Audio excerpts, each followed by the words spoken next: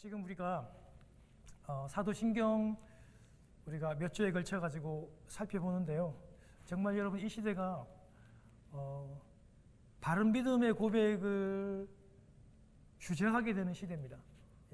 예수 그리스도의 진리를 말하면 사람들이 손가락질하고 또 그게 부끄러운 시대가 이미 사실은 되어버렸죠. 그렇지만 우리가 이 마지막 시대에 바른 신앙 고백하고 바로 예배드리고 또 멋있게 뜨겁게 찬양하는 정말 이 시간들이 되었으면 참 좋겠습니다.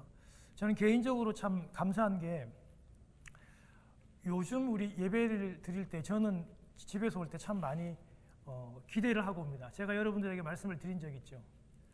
저는 인생에 있어가지고 가장 행복하고 가장 기대되는 순간, 예를 들면은 제가 이제 군대에서 논산훈련소에서 제가 근무를 했거든요. 근데 이제 그 주 이제 금요일 날 이제 근무를 이제 후배들한테 맡기고 이제 그 대전역에서 이제 아내를 만나기로 했어요. 아내는 이제 급료 철야를 마치고 이제 대전으로 오고 저는 이제 그 논산에서 대전으로 가서 이제 만나서 이제 이렇게 부산으로 가는 이제 그런 날이었는데 저는 좀 그런 아내를 만나는 그런 너무 그 설레이는 그 연애를 할 때 기대가 되는 하루 종일 행복한 저는 그런 마음을 꿈꾸고 이 예배를 와야 되겠다고 저는 굉장히 의도적으로 저는 생각을 참 많이 합니다. 때로는 이 예배가 내 인생에 있어가지고 마지막 예배다.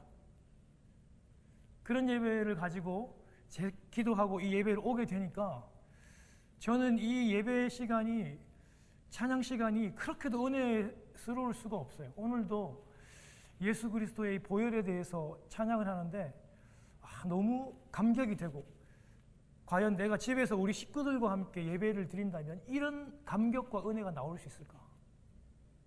오늘 예수 그리스도의 보혈을 찬양하는데 여러분 우리 한인들이 많이 없는 지역에 우리 교단 쪽으로도 저희 위쪽으로는 교회가 없습니다. 저희 교단 교회가. 그런데 여러분이 동부 끝자락에 모여가지고 매주마다 하는 생업을 다 멈추고 하나님의 이름을 찬양하고 기뻐하고 보혈을 찬양할 때 아마 가장 기뻐하시고 가장 즐거워하시는 분이 아마 우리 하나님이시지 않을까.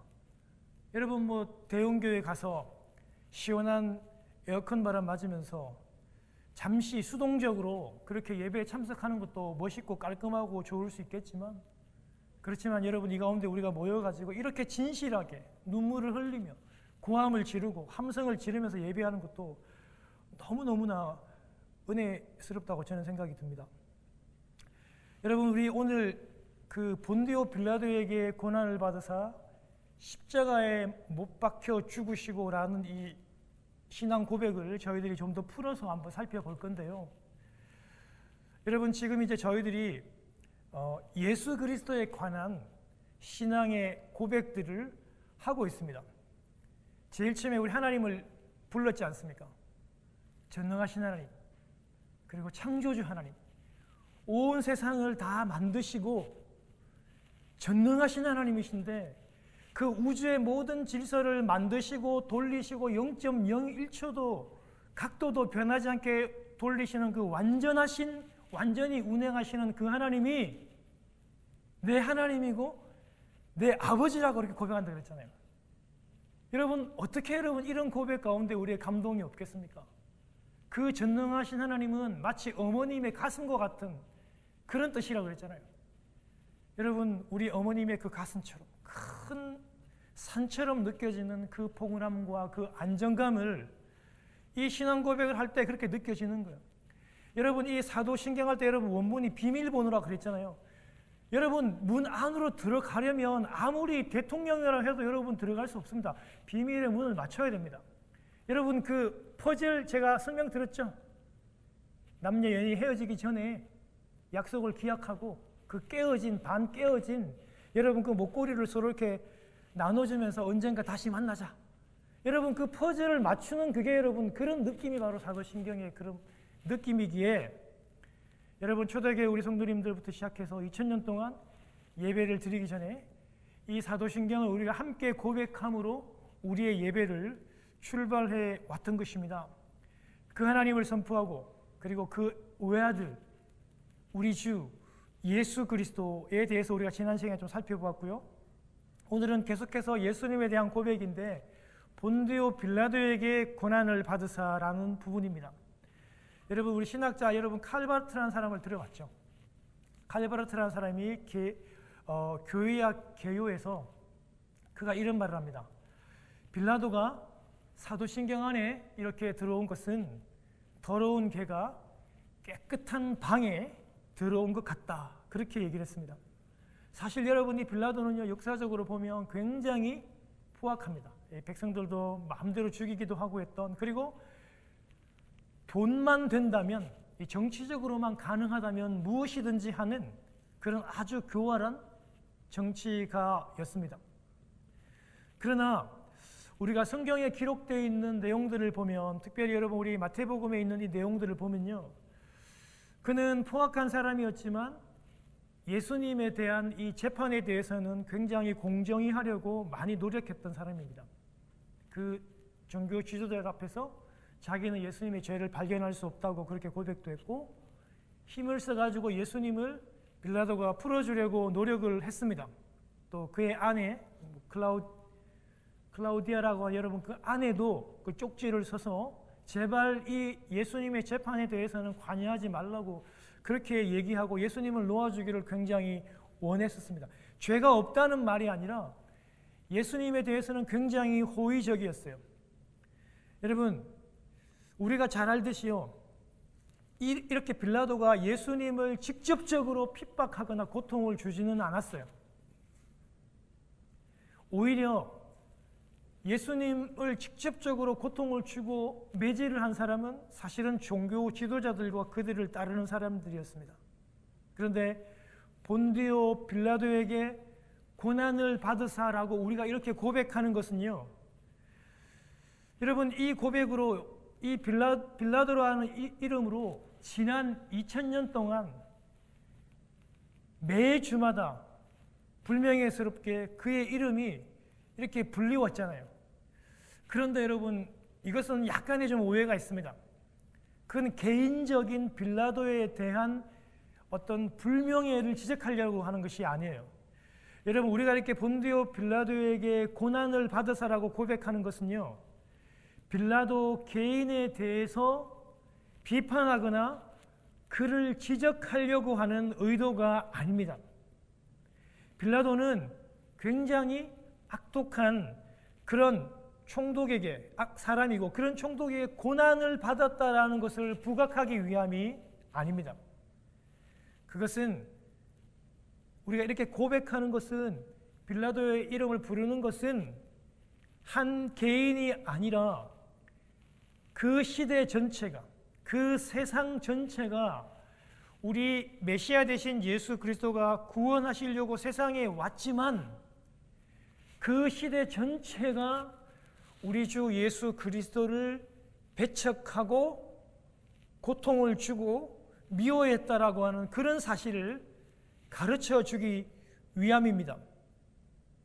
그 시대가, 그 세상이 메시아가 왔음에도 불구하고 그 메시아를 받아들이지 않고 오히려 배척하고 고통을 가하고 죽였다는, 여러분, 그런 의미들이 이 고백 안에 포함이 되어 있습니다. 그리고 여러분, 본디오 빌라도에게 고난을 받으사라고 고백하는 이유는, 또 한 가지 이유는, 여러분, 이 본디오 빌라도는요, 그 로마의 여러분 행정관리죠. 유대 지역에 있는 로마 여러분 공무원입니다. 총독이죠. 5번째 5대 총독이고, AD 26년부터 시작해서 36년까지 10년 정도를 관할하고 다스렸던 역사적인 실제 인물입니다. 여러분, 이건 사실이에요. 기록이 다 남아 있습니다. 우리가 빌라도를 이렇게 고백을 함으로 인해서 어떤 의미를 우리가 발견할 수 있냐면요, 실제로 우리 주 예수 그리스도의 이 구원의 십자가, 구원의 역사가 전설의 고향과 같은 그런 설화나 그런 소문이 아니라, 추측이 아니라 실제적인 사실이라는 것을 증명해주고 가르쳐 주는 것이에요. 여러분, 예수님의 이 부활의 십자가, 예수 그리스도께서 십자가에 돌아가신 일이 여러분 전설입니까? 이게 설화입니까, 여러분? 전설입니까? 그렇지 않습니다. 이것은 분명히 여러분 실존하는 그 인물을 이야기함으로 인해서 예수님의 구원의 십자가가 실제로 존재하는 리얼 사실이었구나 라고 하는 것을 우리가 고백하는 것입니다. 그래서 여러분, 우리가 본디오 빌라도에게 고난을 받아서라고 고백하는 것이지, 그 빌라도라고 하는 개인적인 여러분 어떤 그 한 사람을 이렇게 모함하거나 그를 멸시하거나 미워함이 아닙니다. 여러분, 또 한 가지는요, 본디오 빌라도에게 고난을 받아서 십자가에 못 박혀 죽으시고,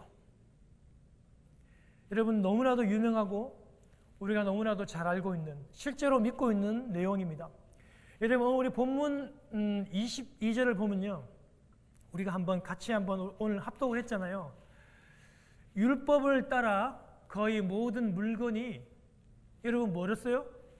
피로서 정결케 되나니 피 흘림이 없은즉 사함이 없다라고, 그렇게 여러분 이 말씀이 증거하고 있어요. 피가 정결케 된대요. 그래서 피 흘림이 없이는 사함이 없대요. 여러분, 왜 그렇게 되는지 논리적으로 설명할 길이 없습니다. 하나님께서 그렇게 대전제로 정하셨습니다. 하나님께서 율법을 그렇게 만드시고 정하셨어요. 여러분, 이 말씀은요, 여러분 잘 알듯이 레위기 17장 11절에서 온 말씀인데 여러분 잘 알고 있는 말씀이에요. 육체의 생명은 피에 있습니다. 생명이 피에 있으므로, 생명이라는 것이 생명이 피에 있으므로 피가 죄를 속하느니라, 이렇게 말씀하시면서 하나님께서 피만이 죄를 속하신다고 그렇게 정하셨어요.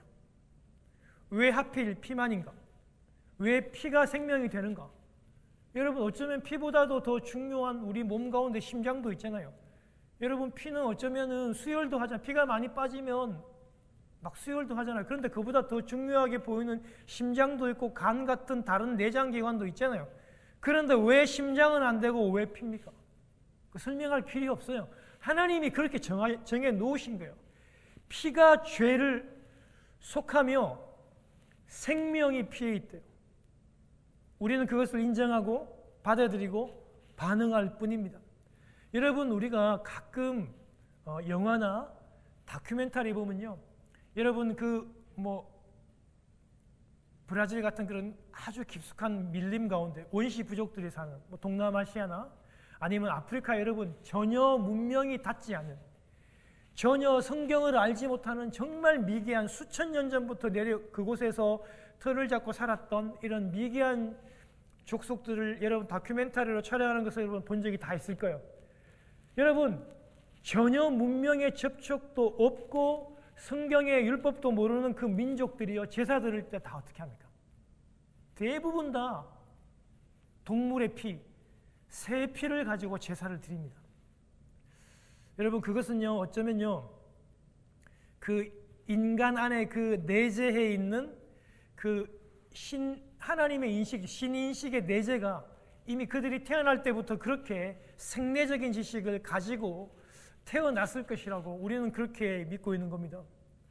여러분, 하나님께서요, 제가 지난 시간에 말씀을 드렸죠. 하나님께서 인간을 대신해서 십자가에 죽으시고 또 구속하실 수는 있지만 하나님이 우리 인간을 대표할 수는 없습니다. 왜냐하면 창조주 하나님은 먼지 같은 인간이 아니시기 때문입니다. 하나님과 인간은요, 말할 수 없는 그런 격차와 다른 점이 있습니다. 비교조차 할 수 없죠. 여러분, 강아지를요, 피조물 가운데서도 강아지를 대표하는 존재가 절대 개구리가 될 수 없어요. 그렇게 된다고 한들 아무도 사람들이 인정을 하지 않습니다. 동물들 간에서도, 종들 간에서도, 파충류 가운데서도, 여러분 이런 포유류, 파충류 간에서도 여러분 우리가 그걸 아는데 하물며 어찌 창조주인 하나님과 이 먼지 같은 인간의 대표가 하나님이 될 수가 있겠습니까? 여러분, 왜 하나님이 인간의 대표가 되려 합니까? 왜 하나님이 인간의 대표로 이 땅에 오시려 합니까? 그것은요, 우리 인간, 저와 여러분들의 죄를 대표적으로 짊어주시고 하나님이신 당신이 우리의 죄를 짊어지시고 죽기 위해서 대표가 되시려고 하는 겁니다. 이렇게 하나님이 인간의 대표가 되려면 인간 전체 대표가 되어서 인간의 죄를 모두 짊어지시려면요, 짊어지시고 이 땅에 오시려면요, 반드시 그 하나님은 참 인간이 되어야 됩니다. 100%의 참 인간을 가지고 이 땅에 오셔야 돼요. 그렇지만 또 하나님은요, 아담의 후손으로 오면 안 돼요. 왜냐하면 아담의 후손으로 오면 아담의 그 원죄 안에 속하게 돼요. 왜냐하면 아담도 여러분 이 온 인류를 다 대표해서 하나님과 약속했고 약속을 깨고 타락했기 때문에 아담의 후손으로 오면 죄를 가지고 태어나기 때문에, 여러분 원죄를 가지고 태어나기 때문에 죄인은 죄인을 절대 구원 못합니다.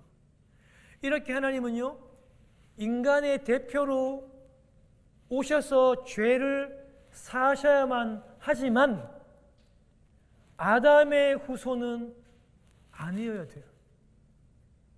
그래서 성령으로 잉태되어 완전한 하나님으로, 그리고 동정녀 마리아의 몸에서 완전한 인간으로 태어나셔서 성인이 아닌, 공중에서 강림하시는 분이 아닌 그 동정녀 마리아의 몸을 빌어서 그 자궁 안에서 그렇게 태어나셨던 것입니다. 여러분, 이렇게 인간의 대표가 되어 우리 예수님을 두 번째 아담이라고 그렇게 얘기하지 않습니까? 두 번째 아담으로 모든 인간의 죄를 사해 주시고 용서해 주시는 겁니다. 왜 그래야 합니까? 그것은 첫 번째 아담이 인간의 대표가 되어 하나님과 약속을 어기고 타락함으로 그 죄가 온 인류에게 다 미쳐 타락하게 되었습니다. 그것을 원죄라고 합니다. 이제 하나님은 인간의 몸을 입고 인간의 대표가 되어 총대를 메어 인간의 모든 죄를 지시고 십자가에서 피를 흘림으로 인간의 모든 죄를 사하실 수 있는 겁니다. 여러분, 이것이 하나님의 구원의 방법입니다. 여러분, 이것을 믿으시죠? 이것을 믿기 때문에 우리가 다 이 가운데 와 있는 것이고 예배하는 것이고, 이것을 믿기 때문에 우리가 다 하나님의 자녀가 되는 것입니다. 참 신비하죠. 그리고 한편으로는 도저히 인간이 이해할 수 없는 신비고 또한 은혜입니다. 예수님이 십자가에 매달려서 피를 흘리고 죽은 것을 많은 사람들이 그렇게 우연이라고 하는데, 여러분 절대 그렇지 않습니다. 예수님이 십자가에 여러분 나무에 매달려서 죽은 것은요, 성경에서 계속 예언하고 가르쳐주는 말씀입니다. 여러분, 물론 그 당시 로마의 사형틀이었긴 했지만요, 여러분 신명기 21장 22절과 23절에 보면요, 나무에 달린 자, 여러분 많이 들어봤죠? 나무에 매달린 자는 하나님의 저주를 받았다 그랬어요. 여러분, 예수님께서 왜 십자가에 달리신지 이유를 아시겠죠? 나무에 매달린 자는 하나님께 저주를 받았어요. 그래서 여러분, 우리 구약, 여러분 우리 성경 말씀 읽다 보면 실제로 이방인들이나 여러분 그 사람들을 그렇게 여러분 저주할 때, 미워할 때 그 시체를 나무에 달지 않습니까? 나무에 달린 자는요, 하나님께 저주를 받은 자입니다. 이렇게 우리 주 예수 그리스도께서 완전한 하나님으로, 완전한 인간으로 이 땅에 오셔서 십자가에 달리셔서 죽으심으로 하나님의 그 저주를 온전히 우리 주 예수 그리스도가 받으셨습니다. 예수 그리스도께서요, 주님께서 사실은 우리가 받아야 되죠. 우리가 받아야 할 저주를 대신 대표해서 우리 표현으로 총대를 메시고 하나님의 저주를 받고 십자가의 그 나무에 매달려 저주스럽게 죽으신 것입니다. 여러분 어릴 적에 아마 교리 공부를 다 하셨을 거예요. 여러분 특별히 우리 어릴 적 초등학생들에게 하는 이 소요리 문답 교리를 여러분 한번 기억을 다 한번 떠올려 보세요. 여러분 민수기 35장 33절에 여러분 무슨 말씀이 기록되어 있냐면요. 피를 흘리게 한 자의 피가 아니면, 한 번 더요. 피를 흘리게 한 자의 피가 아니면 속함을 받을 수 없느니라고 얘기했어요. 말 그대로 피를 흘리고 살인을 지었던 죄인이 있다면 그 당사자의 피가 아니면 절대로 속함을 받을 수 없다고 민수기 35장 33절에 분명히 기록을 해 놓았어요. 여러분 십자가를 한번 생각해 보겠습니다. 하나님과 인간이 화목할 때 정말 정작 필요한 피는요, 누구의 피입니까? 그렇죠. 죄를 지은 당사자의 피가 필요한 거예요. 여러분의 피와 권사님 피와 제 피가 필요한 거예요. 하나님과 우리 사이에서 진정한 용서와 화목이 되려면 죄를 지은 내가 박정원인 나의 피가 필요한 거예요.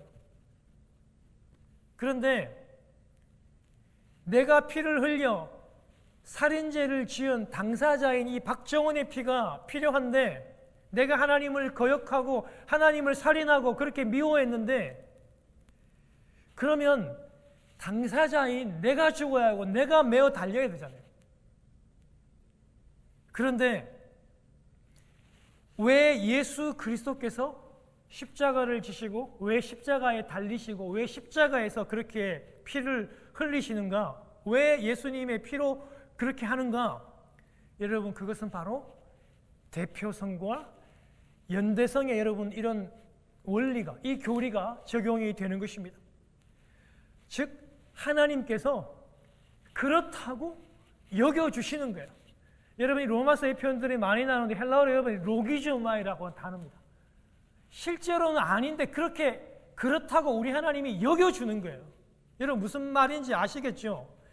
예수님이 죽으신 그 피를 죄인인 당사자인 나 박정원의 피라고 하나님이 그렇게 어떻게 한다고요? 여겨주시는 거예요. 예수님이 피를 흘리고 매달렸는데 내가 피를 흘린 것으로 내가 매달리신 것으로 로기즈마이 그렇게 여겨주시는 거예요. 원래는 내가 죽었어야 돼요. 원래는 박정원 내가 매달리고 내가 죽었어야 했었습니다. 그런데 주님이 십자가에 매달려 죽으신 것을 내가 매달린 것으로 여겨주시는 겁니다.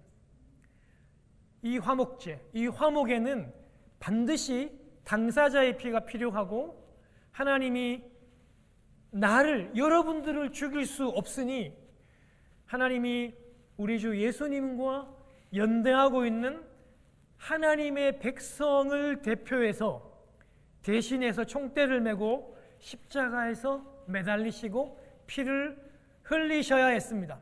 여러분 이 사실들을 믿습니까? 아멘. 나 대신 예수님이 매달리셨고 또 그것을 하나님이 그렇다고 여겨 주신 것입니다. 여러분 그것을 우리가 본디오 빌라도에게 고난을 받으사 십자가에 못 박혀 죽으시고 라고 하는 그 고백을 하고 그 고백 안에 이런 모든 내용들이 담겨져 있는 것입니다.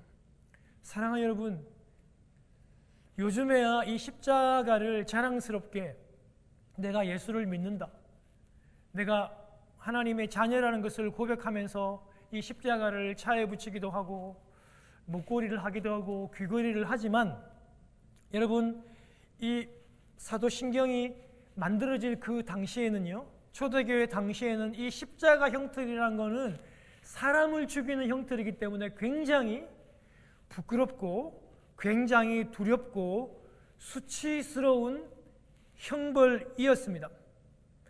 자랑할 만한 것이 아니었습니다. 그런데 당시의 신앙의 선배들은 그 예수 그리스도가 십자가에 죽으신 것을 절망적으로 고백하지 않았습니다. 패배를 인정하는 것이 아니었습니다. 본토의 빌라도에게 고난을 받아서 십자가에 죽으시고라고 목숨을 걸고 그들이 고백했던 것은 자신을 위하여, 나를 위하여, 나를 대신하여 십자가에서 예수 그리스도께서 매달리시고 내가 죽어야 하지만, 내가 저주를 받아야 하지만 예수님께서 저주를 받았다 하는 것을 담대하게, 세상은 다 부끄러워할지 모르지만 담대히 세상 앞에서 그렇게 고백하고 있는 것입니다. 내 죄가 다 사해지고 내 죄가 다 속량되었다는 것을 사탄에게 선포하고 세상에게 선포하고 나는 이미 값을 다 치른 존재라는 것을 담대하게 이 고백을 하고 있는 것입니다. 사랑하는 성도 여러분, 우리 이번 한 주간도 이런 바른 신앙의 고백을 함으로 승리하는 한 주가 되었으면 참 좋겠습니다. 사도신경을 여러분 유튜브에 보면요, 3시간씩 5시간씩 들을 수 있도록 여러분 그렇게 녹음을 해놓은 그런 이 동영상도 있습니다. 하루에 1000번을 외워야 잠을 잔다고, 내 소원 성취를 위해서, 내 어떤 목표가 있어요. 내 자녀가 좋은 학교 가기 위해서, 내 사업이 성공하기 위해서 하루에 여러분 사도신경을 1000번 외워야 된다고 그렇게 하나님 앞에 작정하고 외우시는 분을 제가 봤어요. 여러분 그건 주문이에요. 주문. 그건 진정한 고백이 아닙니다.